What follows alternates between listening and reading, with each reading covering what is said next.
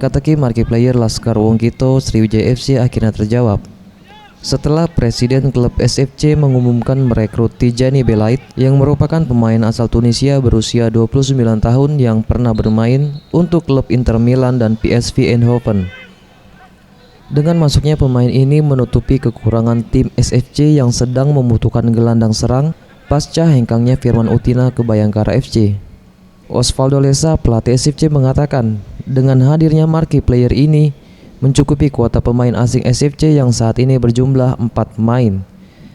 Dengan hadirnya Tijani Belait ini setidaknya menyeimbangkan keadaan tim serta memberikan kontribusi tim secara maksimal.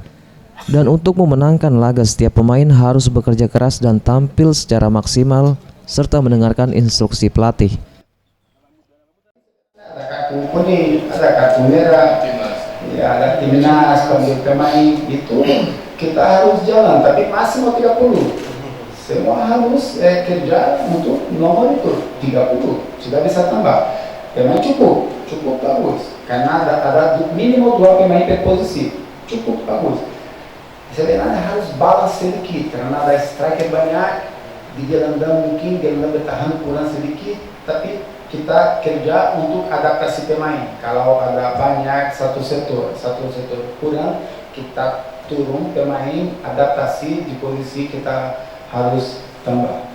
Kita usah tambah pemain, kita kerja ganti posisi dari pemain, adaptasi. Dalam pekan ini SFC akan bertandang ke markas Persib Bandung dalam lanjutan kompetisi Liga 1 dan pihak manajemen saat ini sedang melakukan penyelesaian administrasi Tijani Belait agar pemain ini dapat segera bermain melawan Persib Bandung. Farel Dwi Satria, Sriwijaya TV.